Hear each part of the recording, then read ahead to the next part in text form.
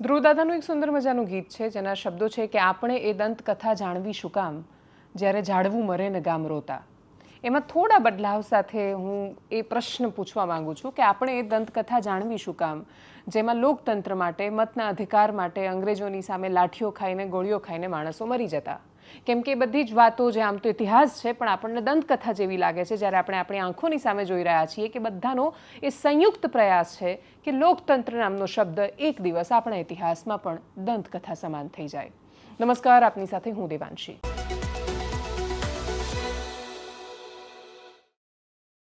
ખૂબ બધા સમાચાર છે દિવસમાં, ગુજરાતથી લઈને દુનિયા સુધી. એટલે ઈરાન, ઇઝરાયલ, યુએસ વચ્ચે હજુ પણ કિટ્ટા બુચ્ચા ચાલી રહી છે. કેટલીય જગ્યાએ ક્યારેક સીઝ ફાયરની વાતો, ક્યારેક થતા સંવાદો, પણ એની વચ્ચે એક ચોક્કસ નિરાકરણ નથી દેખાતું. અને એટલે જ ફરી એકવાર એ સાબિત થાય છે કે એક મતની કેટલી કિંમત છે. એ તમે ઈરાનમાં તાનાશાહીને જન્મ આપતા હો કે પછી અમેરિકામાં ડોનાલ્ડ ટ્રમ્પ જેવા શાસકોને અનિયંત્રિત સત્તા હાથમાં આપતા હો, એક વોટ શું કરી શકે એનું ઉદાહરણ આપણે આખી દુનિયાની પરિસ્થિતિ પરથી જોઈ રહ્યા છીએ. અને તોય એક વોટની કિંમત શું એ આપણને કદાચ હજી સમજાઈ નથી રહી. પણ એ સમજાતા આપણા દેશમાં જ્યારે બે સૌથી મોટા સમાચાર, અને આજના દિવસના સૌથી મોટા સમાચાર દેશની લોકસભામાં પસાર થઈ રહેલા એ બિલ કે જેમાં ડિલિમિટેશન અને નારી વંદન અધિનિયમ એટલે કે મહિલાઓને મળતા રિઝર્વેશનની વાતો છે, એમાં ઊભા થયેલા ઓબીસી રિઝર્વેશનના સવાલો છે. દક્ષિણના રાજ્યો અને ઉત્તરના રાજ્યોની શું સ્થિતિ થશે, ગુજરાતની કેટલી બેઠકો વધશે, એ બધા વિષય પર વાત કરતા પહેલાં ગુજરાતમાં સ્થાનિક સ્વરાજ્યની ચૂંટણીના તમાશા વિશે એકદમ સંક્ષિપ્તમાં વાત કરવી છે. એના બે મહત્વના કેરેક્ટર્સ, બે મહત્વના પાત્રો વિશે આપણે ઓલરેડી વાત કરી લીધી પહેલેથી જ. એમાં ચૂંટણી પંચની શું ભૂમિકા, શું અપેક્ષા હતી અને કેવી રીતે ધૃતરાષ્ટ્રની ભૂમિકામાં રહ્યા, અને સત્તા પક્ષે કેવી રીતે પોતાના મૂળભૂત આદર્શો, પોતાની પંચનિષ્ઠા, પોતાના નેતાઓ એટલે પંડિત દીનદયાળ ઉપાધ્યાયથી માંડીને શ્યામાપ્રસાદ મુખર્જીના નામ પર બનેલા ભવનોમાં અને એમને વારંવાર યાદ કરતા નેતાઓએ 700થી વધારે બેઠકો અમે બિનહરીફ કરાવી એ વાતનું ગૌરવ લીધું, ઉજવણી કરી અને સેલિબ્રેશન કર્યું. એના વિશે આપણે વાત કરી. પણ હવે બાકીનું જે મહત્વનું પાત્ર છે અને એ એટલી હદ સુધી વિવશ, લાચાર, નિષ્ક્રિય અને જાણે કશી પડી જ નથી, માત્ર સત્તા પક્ષ અને ઇલેક્શન કમિશન પર ઢોળીને વાત પૂરી કરી દેવી છે, એવા વિપક્ષની કરવી છે. વિપક્ષ ધારે તો શું કરી શકે?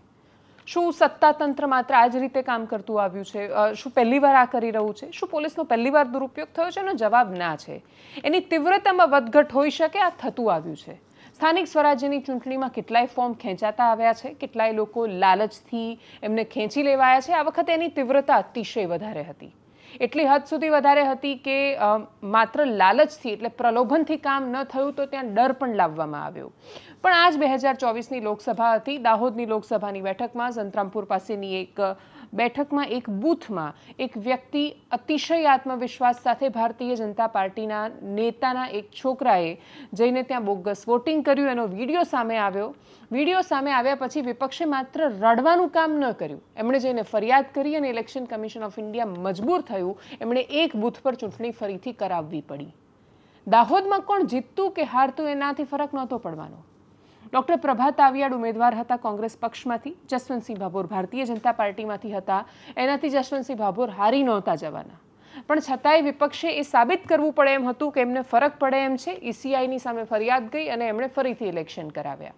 અને એટલે જ જવાબ બહુ સ્પષ્ટ અને સરળ છે કે જો તમે લડો તો તમે જીતી શકો છો. અહેમદ પટેલ સહિતની રાજ્યસભાની ચૂંટણી હતી. સ્મૃતિ ઈરાની અને બાકીના લોકો મેદાને હતા. બળવંતસિંહ રાજપૂત ત્રીજા ઉમેદવાર તરીકે ભારતીય જનતા પાર્ટીએ ઊભા રાખ્યા. એક સાથે અનેક નેતાઓ કોંગ્રેસ પક્ષ છોડીને ભારતીય જનતા પાર્ટીમાં ગયા. દેખીતી રીતે ખરીદ ફરોખ્ત થઈ, કરોડો રૂપિયા અપાયા, મંત્રી પદા અપાયા. નેતાઓ ત્યાં ગયા, ખૂબ પ્રયત્નો કર્યા. શક્તિસિંહ ગોહિલ એ વખતે ચૂંટણીના એજન્ટ હતા અને એ ઇલેક્શન એમણે બચાવી લીધા. અહેમદ પટેલ જીત્યા, રાજ્યસભામાં ગયા. એના પછી એ જ બેઠક પર શક્તિસિંહ ગોહિલ ત્યાં ગયા. અને એટલે જ્યારે વિપક્ષ સંપૂર્ણ પ્રતિબદ્ધતા સાથે ફાઇટ આપે છે ત્યારે એને પરિણામ મળે છે. જો વિપક્ષ એવી અપેક્ષા રાખતું હોય કે ઇલેક્શન કમિશન ઓફ ઇન્ડિયાનો આત્મા જાગશે અને જાતે બધી કાર્યવાહીઓ કરશે તો એ વાત ભૂલી જવાની છે. એના પછી અનેક ચૂંટણીમાં બોગસ વોટિંગના વિડીયો સામે આવ્યા. વિપક્ષે શું કર્યું તો કે મીડિયાની સામે આવીને પત્રકાર પરિષદ કરી. પત્રકારોને કહ્યું કે તમે વેચાઈ ગયા છો, તમે કશું નથી બોલતા, એટલા માટે લોકતંત્ર આ સ્થિતિમાં છે. બધાએ એકબીજા પર ટોપલા નાખ્યા કે કોઈ કહે છે ઇલેક્શન કમિશનના લીધે આ હાલત છે, કોઈ કહે છે ભાજપ આવી છે, કોઈ કહે છે કે પોલીસ આ કરી રહી છે, કોઈ કહે છે પત્રકારો આ કરી રહ્યા છે, કોઈ કહે છે કે દેશના લોકતંત્રમાં સામાન્ય માણસનો આત્મા મરી પરવારેલો છે. બધા એકબીજા પર દોષના ટોપલા નાખ્યા પછી સરવાળે એક વાતના નિષ્કર્ષ પર પહોંચશે કે સંયુક્ત પ્રયાસોના અંતે આપણે આ સ્થિતિમાં આવીને ઊભા છીએ કે જ્યાં 700 બેઠકો એવી છે કે લોકોને મતદાનનો અધિકાર નથી મળવાનો. એ અધિકાર કે જેના માટે આપણા પૂર્વજો અંગ્રેજોની સામે લડ્યા અને કેટલાય માણસો શહીદ થયા. એ લોકો શેના માટે લડી રહ્યા હતા? લોકતંત્ર માટે. એ લોકતંત્ર જે 2026માં આ સ્થિતિમાં આવીને ઊભું છે. ઘટનાઓ વિશે વાત કરીએ અને એ ઘટનાઓની વચ્ચે જ્યારે આટલા બધા આરોપો થઈ રહ્યા હોય ત્યારે પંચમહાલમાં શું થઈ રહ્યું હતું? ઉમેદવારને જિલ્લાના પ્રમુખ જ આખા ભારતીય જનતા પાર્ટીમાં ગયા અને એ વખતે કોંગ્રેસ શું જવાબ આપશે? ચેતનસિંહ પરમાર નામે એક વ્યક્તિ છે, પંચમહાલ કોંગ્રેસના જિલ્લાના પ્રમુખ હતા. સંગઠન સૃજન અભિયાન કર્યું હતું કોંગ્રેસે. અહીંયા બધા જ ભેગા થયા હતા ગુજરાતમાં કોંગ્રેસના નેતાઓ.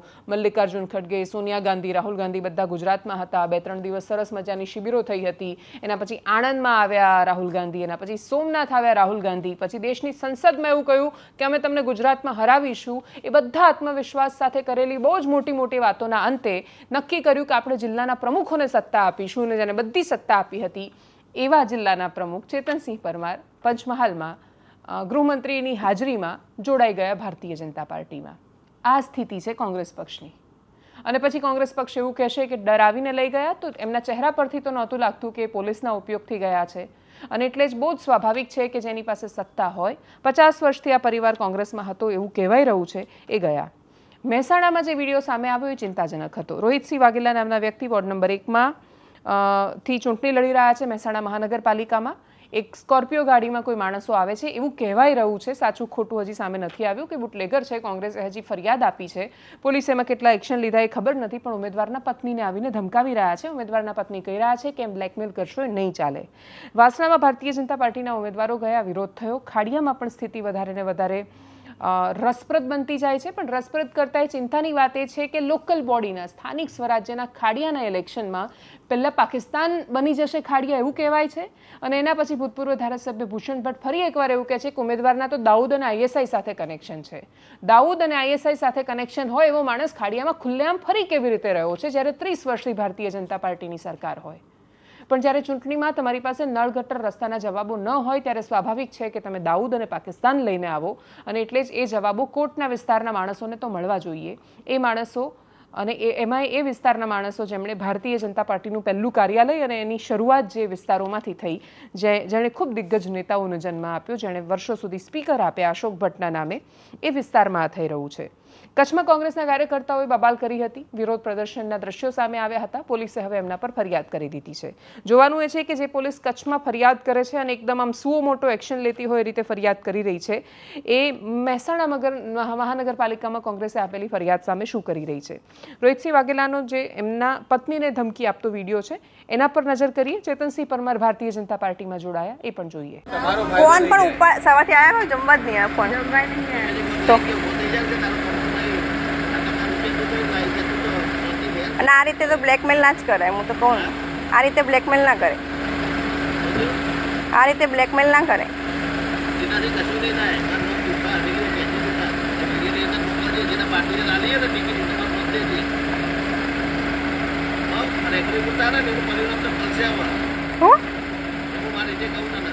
હા, તે વાંધો નહીં, વાંધો નહીં.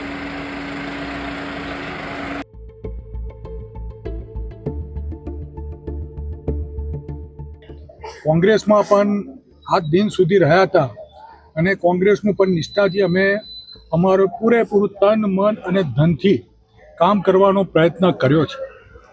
પરંતુ અંદરોના વિખવાદ ગેરશિસ્તના કારણે કામ કરવું અસહ્ય લાગ્યું અને તેના કારણે તેમજ જે અમુક નેતાઓ દ્વારા જે ગુજરાતની જનતા વિરુદ્ધના જે નિવેદનો કરવામાં આવે તેનાથી પણ ગુજરાતી તરીકે પણ કંઈક ને કંઈક દુઃખ પહોંચે સ્વાભાવિક છે. અને તેના કારણે સ્વેચ્છાએ આજ રોજ મેં કોંગ્રેસમાંથી રાજીનામું આપી અને જે ભારત દેશનો માનનીય વડાપ્રધાન નરેન્દ્ર મોદી સાહેબના દ્વારા જે વિકાસ થઈ રહ્યો છે તેનાથી પ્રેરાઈને આજે ભાજપમાં જોઈન થવાનો નિર્ણય કર્યો છે. પણ સ્થિતિ માત્ર સંગઠનની દ્રષ્ટિએ સાવ નબળી પડી ગઈ હોય એવી માત્ર કોંગ્રેસની નથી. કોંગ્રેસની પાસે વર્ષોથી સત્તા નથી અને સત્તામાં આવવાની જીજીવિષા પણ નથી. એવું બહાનું આપીને કોંગ્રેસના નેતાઓ નીકળી શકે કે ભાઈ અમે તો વોટ બેંક માટે નથી લડતા. જાતિની રાજનીતિ અને એમાંય અતિશય જાતિની રાજનીતિ એ ગુજરાતમાં કોંગ્રેસે આપેલી દેન છે. એ પરંપરાને ભારતીય જનતા પાર્ટી આગળ નિભાવી રહી છે અને એ પછી પરંપરામાં ઊંડે ઉતરતા વધારે ઉતરતા આપણે જઈ રહ્યા છીએ. એટલી હદ સુધી ઉતરતા જઈ રહ્યા છીએ કે ગુજરાતમાં છેલ્લા 6 મહિનામાં સૌથી વધારે ચર્ચામાં આવેલા કે વિવાદમાં આવેલા મુદ્દાઓ આંતરજાતીય લગ્નોના હતા અને એ મુદ્દામાં નેતાઓ, રાજકીય પક્ષના એ નેતાઓ, જેને નેતા કોને કહેવાય, જે આગેવાની લે, જેનું કામ છે સમાજને દિશા આપવાનું, એ નેતાઓ ચર્ચા કરી રહ્યા હતા કે આણે આ લગ્નમાં, આ સમાજમાં લગ્ન કરવા કે નહીં, આ છોકરી અહીંયા ગઈ તો એને પાછી લઈ આવી અને આ કરવું. વધારે એક સિંગરનો વિવાદ આપણે આ વાત કરી રહ્યા છીએ ત્યારે ગુજરાતમાં શરૂ થઈ ગયો છે અને પરિવારો હવે સામે આવીને કહે છે કે અમારી છોકરી એને પાછી આપો. એટલે છોકરીનું કઈ રીતે એને વસ્તુ બનાવી એ ગુજરાતની રાજનીતિની પણ આ દેન છે અને એની વચ્ચે આ રાજનીતિની અસર બધા પક્ષોને છે. કોંગ્રેસની આ સ્થિતિ ઉડીને આંખે એટલે વળગે છે કેમ કે એમની પાસે સત્તા નથી. ભારતીય જનતા પાર્ટીના માટે જે કહેવાય છે કે એનો કાર્યકર તો બહુ પક્ષને વરેલો છે અને એ લોકો તો હંમેશા વિચારધારામાં માને છે. હકીકત એ છે કે એમના અનેક કાર્યક્રમોમાં અમારા પત્રકારો જે તે સમયે ગયા છે અને પૂછેલું છે એમને ફોટા બતાવીને. પ્રધાનમંત્રી નરેન્દ્ર મોદી અને ગૃહમંત્રી અમિત શાહ સિવાય મોટાભાગના નેતાઓને ઓળખતા પણ નથી. એ પૂર્વજો કે જેમની વિચારધારાની વાત કરે છે એમને કોઈ નથી ઓળખતું અને એ બધું જવા દો. કેટલાય એવા નેતાઓ હવે રાજનીતિમાં ખુલ્લેઆમ ઘૂસીને આવ્યા છે. એટલે જેન્ઝીને પ્રમોટ કરવાના નામ પર અથવા યુવાઓને સ્થાન આપવાના નામ પર જેને પક્ષ સાથે, રાજનીતિ સાથે, કશા સાથે લેવા દેવા નથી, એ એવું માને છે કે પોલિટિક્સ એક કરિયર છે કેમ કે અહીંયા 20,000 કરોડ અમદાવાદ મ્યુનિસિપલ કોર્પોરેશનનું બજેટ હોય, કોઈ રાજ્ય કરતાં વધારે, નાના રાજ્યો કરતાં વધારે બજેટ હોય તો એનો મતલબ કે મારા ભાગમાં આટલા કરોડ તો આવી જવાના છે એવું માનીને, જેને રાજનીતિના ર સાથે કોઈ લેવા દેવા નથી, એવા માણસો પણ હવે ભારતીય જનતા પાર્ટીનો બહુ મોટો હિસ્સો બન્યા છે. અને એટલે જ જે દિવસે નરેન્દ્ર મોદી નામના સૂર્યની ઉર્જા એમની પાસે નહીં હોય એ દિવસે, જે બિલકુલ પોતાની જાતે પ્રકાશમાન નથી, જેની પાસે પોતાનું તેજ નથી, પોતાનું ગુરુત્વાકર્ષણ પણ નથી, બસ માત્ર ગોળ ગોળ ફર્યા કરે છે ને કોઈના તેજ પર ચમક્યા કરે છે ને છતાંય પોતાને બહુ જ મોટા તેજસ્વી તારલાઓ માને છે, એવા લોકોની શું હાલત થવાની છે એનું ઉદાહરણ આપતા 2 વિડીયો છે. નવસારી લાઈવ નામની ચેનલના પત્રકાર છે નવસારીના જીતુભાઈ પટેલ. જીતુભાઈએ 2 લોકોની સાથે સંવાદ કર્યો. એમાં જેન્ડર બેલેન્સ છે. એક વહુ રાણી છે અને એક જમાઈ રાજા છે અને બંને પોતાની સસરાની કૃપાથી કેવી રીતે રાજનીતિમાં આવ્યા અને પછી ભાજપમાંથી એમને ટિકિટ પણ મળી. પણ એમને એ નથી ખબર કે ભાજપના પ્રદેશ પ્રમુખ કોણ છે. એમને એ પણ નથી ખબર કે ભાજપના શહેરના પ્રમુખ કોણ છે. એમને રાજનીતિ વિશે કશી જ નથી ખબર. એ ક્યારેય ભાજપમાં આવ્યા એ નહોતા પણ એમને ટિકિટ મળી છે કેમ કે એમના સસરાએ બહુ મહેનત કરી છે. એમાંથી જે બેન છે તો એમના સસરા નગરપાલિકામાં વર્ષો સુધી ચીફ ઓફિસર રહ્યા હતા અને જેવું એમનો કાર્યકાળ પૂરો થયો કે પછી તરત એ ભાજપમાં જોડાયા અને એના પછી હવે વહુરાણીને ટિકિટ મળી છે. આ સ્થિતિ છે. એ બંને વિડીયો જુઓ એટલે તમને કોંગ્રેસની વર્તમાન સ્થિતિ જેમ સમજાય છે એ રીતે તમને ભારતીય જનતા પાર્ટીનું ભવિષ્ય પણ દેખાશે. રાજુભાઈ, એટલે રાજુભાઈના નામ પર હવે પ્રેમચંદ લાલવાનીભાઈનું નીચાયેલું, પેલા હીરાનીભાઈનું નીચાયેલું અને તમારું સીધું તમારે એવું કહેવાય કે સિંધી કેમ્પમાં તો હરિયાની ચાલે, લાલવાની ચાલે, હીરાની ચાલે.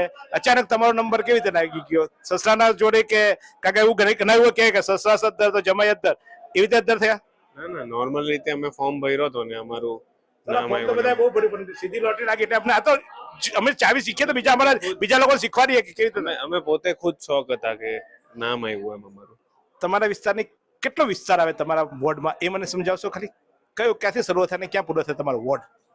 સિંધી કેમ્પ, છાપડા રોડ, દાંતેજ અને અરવિંદનગર, શું કહેવાય અને પિયુષભાઈ દેસાઈ વાળું અંબિકા સોસાયટી. ચાલો મેં યાદ કરાવું. અંબિકા સોસાયટી અને ટેકનિકલ. સાહેબ તમે જેટલો વિસ્તાર કીધો ને એટલો તો અડધો જ વોર્ડ થાય છે તમારો. તમારો વોર્ડ કેટલો છે? તમારા નગરપાલિકામાં છેલ્લા પ્રમુખ કોણ હતા? નગરપાલિકામાં મને બહુ આઈડિયા નથી એનું. ચાલો તમે ભાજપમાંથી ટિકિટ લીધી, ભાજપના છેલ્લા પ્રમુખ કોણ હતા શહેર ભાજપના? મને બહુ આઈડિયા નથી એનું. ચાલો અત્યારે શહેર ભાજપના પ્રમુખ કોણ?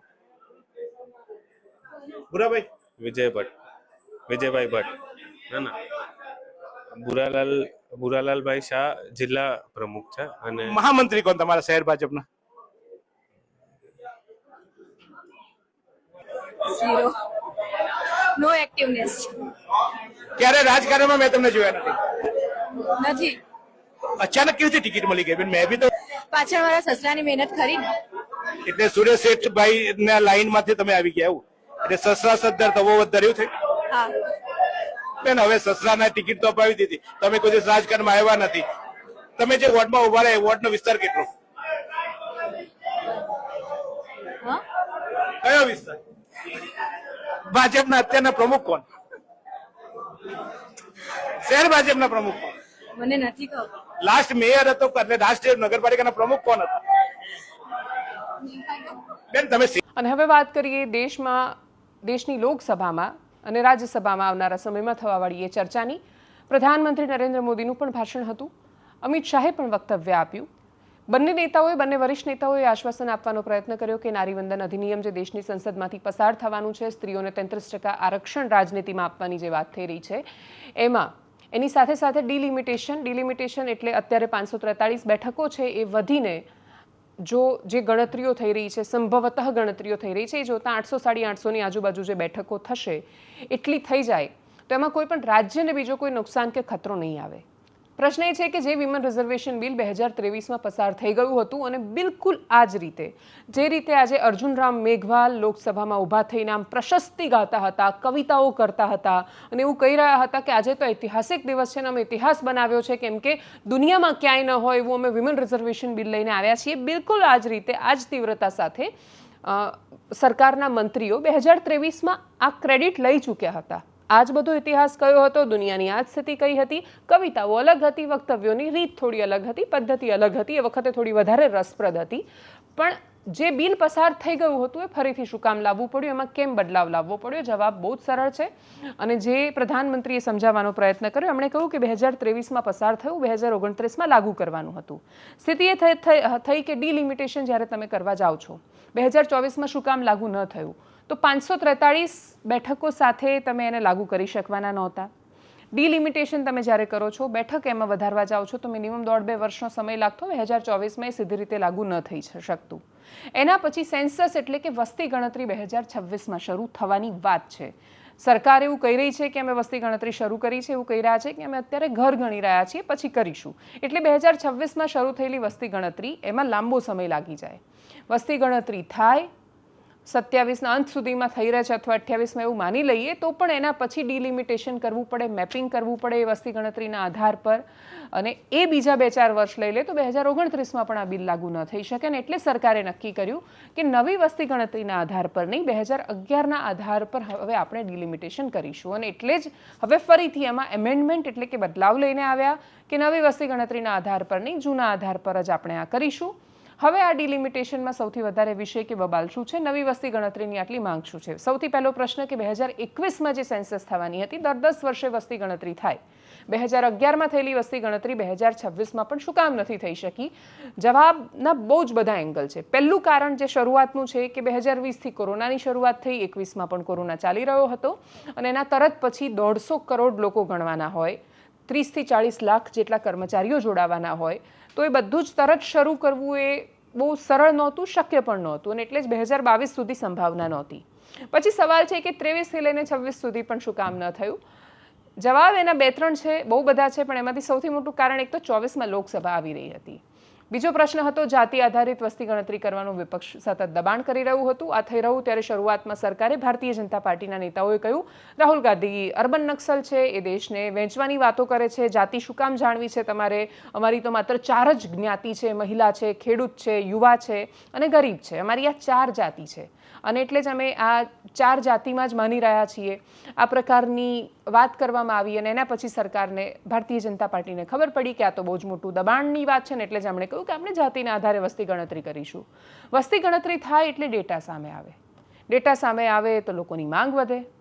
જ્યારે ખબર પડે કે દેશમાં ઓબીસીની વસ્તી કેટલી છે અને જે ખૂબ વધારે છે તો એની સામે 27% જ આરક્ષણ શું કામ? તો આરક્ષણની માંગ વધે, સરકાર માટે મુદ્દો સંવેદનશીલ બને અને એટલે જ કોઈ પણ રાજકીય પક્ષ સંવેદનશીલ મુદ્દાઓને ચૂંટણી સુધી તો ટાળે છે. 2024ની ચૂંટણી પૂરી થઈ, એના પછી ચાલી રહેલા વિવાદો અને બધાની વચ્ચે હાલની સ્થિતિને જોતા એવું લાગતું નથી કે 2029ની ચૂંટણી પહેલાં એ ડેટા કોઈની પણ સામે હશે કે દેશમાં ઓબીસીની વસ્તી કેટલી, એસસીની વસ્તી કેટલી, એસટીની કેટલી અને જનરલ કેટેગરીના કેટલા લોકો છે.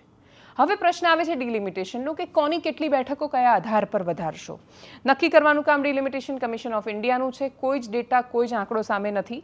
સરકાર કયા આધાર પર એ આશ્વાસન આપી રહી છે લોકસભામાં એનો જવાબ નથી. પ્રાઇમ મિનિસ્ટર નરેન્દ્ર મોદી અને ગૃહમંત્રી અમિત શાહ બંને દેશની સંસદમાં એવું કહ્યું, આશ્વાસન આપતા કહ્યું. અમિત શાહે ત્યાં સુધી કહ્યું કે દક્ષિણના રાજ્યોનો આમાં ફાયદો છે. કયા આધાર પર? 1976થી આપણે ડિલિમિટેશન ફ્રીઝ કરેલું છે, રોકેલું છે. કહેવામાં આવ્યું અથવા ઉદ્દેશ્ય હતો કે રાજ્યો વસ્તી વધારા પર નિયંત્રણ લગાવે, એજ્યુકેશન, હેલ્થ એ બધા પર ધ્યાન આપે અને એટલે જ એમની કોઈ અસર ન થાય કે તમારી વસ્તી ઓછી છે તો તમારા સાંસદ ઓછા હોય ને એટલે તમને ઓછું પ્રતિનિધિત્વ ન મળે. એના આધાર પર આપણે છેક 1971ની વસ્તી ગણતરીના આધાર પર સાંસદો છે.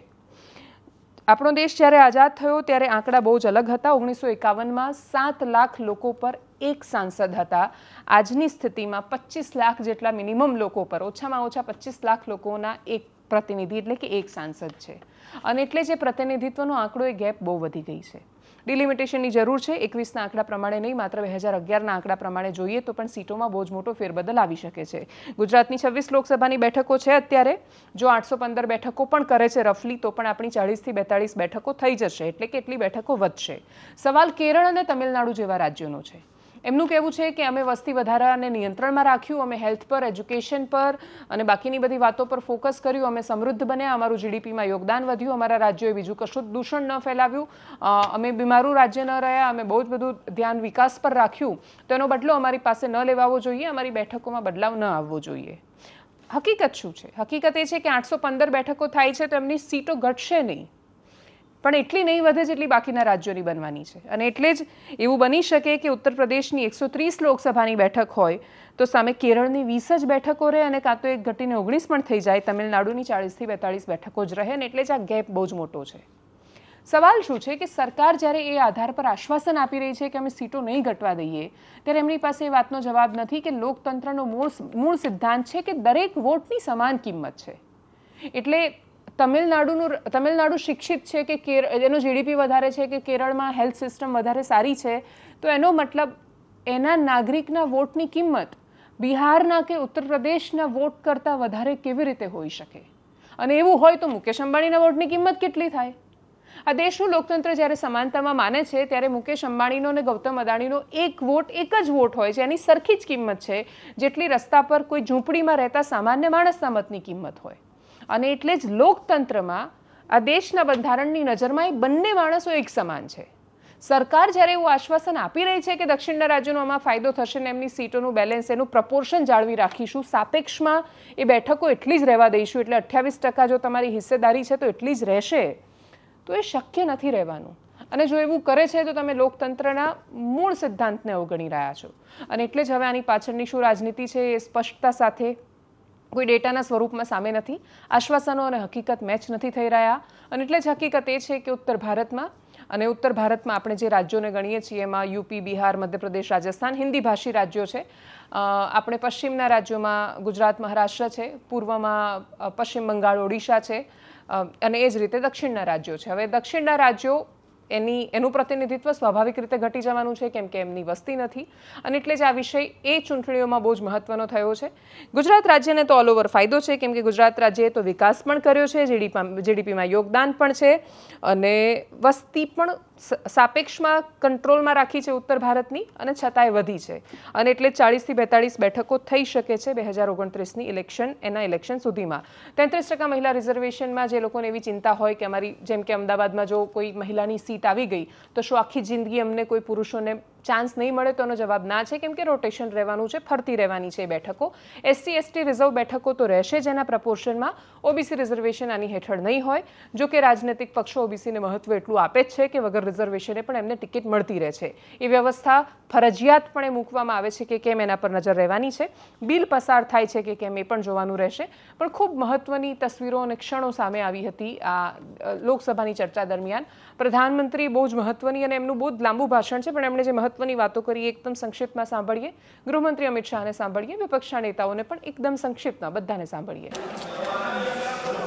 हमारी संसदीय लोकतंत्र में महिलाओं की भागीदारी ये सिर्फ आंकड़ों का खेल या एक लोकतांत्रिक व्यवस्था में सुधार इतना सीमित नहीं है। लोकतंत्र की जननी के रूप में, मदर ऑफ डेमोक्रेसी के रूप में ये निर्णय भारत का कमिटमेंट है, ये सांस्कृतिक कमिटमेंट है।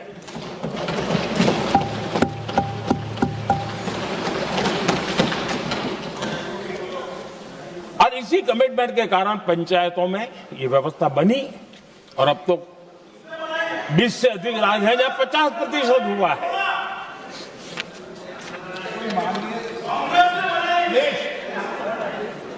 और हमने अनुभव किया है, मुझे लंबे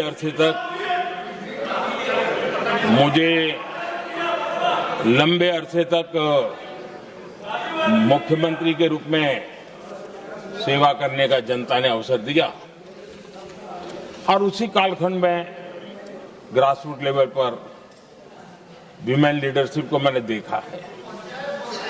मेरा अनुभव है कि संवेदनशीलता के साथ समस्याओं के समाधान में उनका कमिटमेंट बहुत ही परिणामकारी रहते थे, विकास की यात्रा को गति देने में रहते थे। और उस अनुभव के आधार पर मैं कहता हूं कि इस सदन में उनकी आवाज नई शक्ति बनेगी, नई सोच जुड़ेगी, देश की दिशा में एक संवेदनशीलता जुड़ेगी। तथ्य और तर्क के आधारों पर अनुभव जब जुड़ता है तब मैं समझता हूं उसका सामर्थ्य अनेक गुना बढ़ जाता है और सदन कितना समृद्ध हो। नियम 72 की जो खिड़की है वो हमें लेजिस्लेटिव कॉम्पिटेंसी पर और कॉन्स्टिट्यूशनल कॉम्पिटेंसी पर बोलने की ही इजाजत देती है। वो खिड़की का उपयोग कर कर धर्मेंद्र यादव जी ने एकदम गैर संवैधानिक बात करी, मुस्लिम महिलाओं को आरक्षण की। मान्यवर, हमारा संविधान किसी भी प्रकार के धर्म के आधार पर आरक्षण की कतई मंजूरी नहीं देगा। और मैं फिर से संकल्प सरकार का बताता हूं कि धर्म के आधार पर मुस्लिमों को किसी भी प्रकार का आरक्षण गैर संवैधानिक है, इसका सवाल ही पैदा नहीं होता है। उन्होंने कहा कि हम जाति जनगणना का मांग करेंगे। मान्यवर, मैं आपके माध्यम से सदन को बताना चाहता हूं कि सरकार ने जाति की जनगणना करने का निर्णय ले चुकी है और जाति के साथ ही ये जनगणना हो रही है। माननीय सदस्य धर्मेंद्र यादव जी कह रहे हैं कि कॉलम नहीं है। उनको मालूम पड़ना चाहिए कि अभी घरों की गिनती हो रही है और घरों की कोई जाति नहीं होती है। Why don't you implement in 2024 election? Sir, you only, sir. They're very clear. गृहमंत्री जी क्या कह रहे हैं? बिल के पुरस्तापित है बगैर बिल के मेरिट्स पर कैसे चर्चा हो सकती है? अभी उनको तकनीकी ऑब्जेक्शन है तो ही वो ले सकते हैं। उनको भाषण करने का पर्याप्त मौका मिलेगा और आप बड़े दयालु हो, ज्यादा मौका देना उनको, हमें कोई, और हम भी कस कर जवाब देंगे, हमें कोई तकलीफ नहीं है। 2010 में स्वर्गीय प्रधानमंत्री डॉक्टर मनमोहन सिंह जी और यूपीए की अध्यक्ष श्रीमती सोनिया गांधी जी के नेतृत्व में कांग्रेस पार्टी ने लोकसभा और विधानसभा में महिलाओं को आरक्षण देने का फिर से प्रयास किया। राज्यसभा में इसे पारित भी कराया, लेकिन लोकसभा में आम सहमति नहीं बन पाई। 2018 में आदरणीय श्री राहुल गांधी जी ने मोदी जी को एक पत्र लिखा और उस पत्र में उन्होंने कहा कि ये महिला का जो आरक्षण है ये 2019 तक लागू हो जाना चाहिए। मुझे लगता है कि यहाँ आकर प्रधानमंत्री जी राहुल जी का मजाक तो बना लेते हैं, लेकिन घर जाके उनकी बातों पर गौर करते हैं, क्योंकि हम आज उसी बात पर चर्चा कर रहे हैं। वैसे आज प्रधानमंत्री जी की बातों से ये लगा कि भाजपा ही महिला आरक्षण के चैंपियन, प्रस्तावक और सबसे बड़े समर्थक रहे हैं। इनके पूरे भाषण में यही बात थी, जबकि ये कह रहे थे कि इन्हें इसका श्रेय नहीं चाहिए।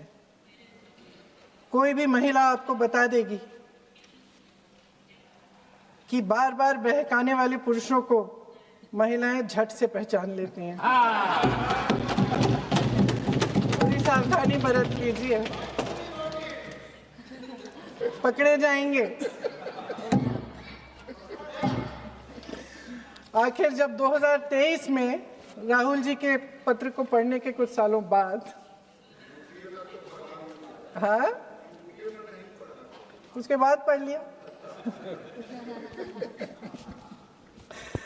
आखिर जब 2023 में आदरणीय प्रधानमंत्री नरेंद्र मोदी जी की सरकार ने यह अधिनियम सर्वसहमति से पारित किया, तब भारतीय राष्ट्रीय कांग्रेस ने अपनी विचारधारा के अनुकूल इसका पूरा समर्थन किया। आज भी इसमें कोई शक नहीं होना चाहिए कि भारतीय राष्ट्रीय कांग्रेस महिला आरक्षण के पक्ष में डट कर खड़ी है और खड़ी रहेगी। એક બાજુ દેશની સંસદ નક્કી કરી રહી છે કે 33% મહિલાઓને આરક્ષણ આપીશું અને એના આધાર પર એ અમારી નેતા બનશે, અને એટલે જ એક દિવસ એવો આવવાનો છે કે જ્યારે 250 મહિલા સાંસદો દેશની સંસદમાં બેઠી હશે અને કાયદો પસાર કરવામાં એમનું મહત્વનું યોગદાન રહેવાનું છે। અને આ ગણતરીની વચ્ચે એક બાજુ ગુજરાત રાજ્યમાં ફરી એકવાર એ ચર્ચા થઈ રહી છે કે આ કાસ્ટની છોકરીએ આ કાસ્ટના છોકરા સાથે કોને પૂછીને લગ્ન કર્યા। એ જવાબમાંથી આપણે બહાર નીકળી શકીએ એવી અપેક્ષા સાથે એનાલિસિસમાં અત્યારે બસ આટલું જ। જો આપ અમને યુટ્યુબ પર જોઈ રહ્યા છો તો સબસ્ક્રાઇબ કરો, ફેસબુક પર જોઈ રહ્યા છો તો ફોલો કરો, વિડીયોને શેર કરો। નમસ્કાર।